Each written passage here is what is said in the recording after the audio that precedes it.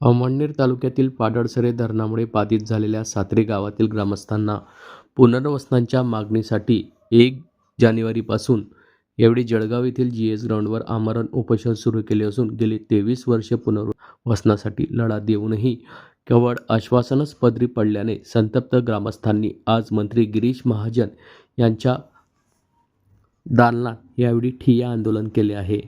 ग्रामविकास मंत्री गिरीश महाजन यांची भेट घेत लवकरात लवकर आम्हाला न्याय मिळावा या मागण्यांसाठी हे आंदोलन आज दिनांक 5 जानेवारी रोजी संध्याकाळी 6 वाजता कोट चौक येथील मंत्री गिरीश महाजन यांच्या संपर्क कार्यालयात करण्यात आले.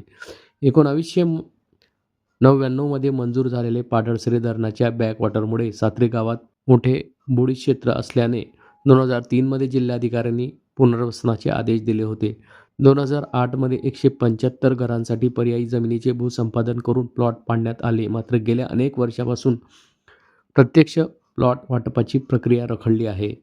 प्रशासकीय उदासीनता आणि नेत्यांच्या विरोध ग्रामस्थांच्या दाव्यानुसार मे 2022 मध्ये तत्कालीन उपजिल्हाधिकाऱ्यांनी प्लॉट वाटपाचे आदेश दिले होते, परंतु स्थानिक आमदारांनी त्याला लेखी विरोध दर्शवला. त्यानंतर 14 ऑगस्ट 2025 रोजी प्रांताधिकारी व जलसंपदा विभागाच्या अधिकाऱ्यांनी 30 सप्टेंबरपर्यंत प्लॉट वाटप करण्याचे लेखी आश्वासन दिले होते, जे अद्यापही हवेतच आहे. विशेष म्हणजे 19 ऑक्टोबर 2025 रोजी जलसंपदा मंत्री गिरीश महाजन यांनी स्वतः जिल्हाधिकाऱ्यांना तातडीने अंमलबजावणीचे आदेश दिले होते, तरीही प्रशासनाकडून कोणतीही हालचाल करण्यात आली नाही.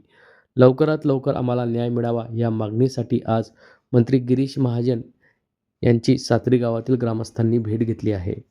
भेटीप्रसंगी मंत्री गिरीश महाजन यांनी ग्रामस्थांना न्याय देण्याबाबत आश्वासन दिले आहे.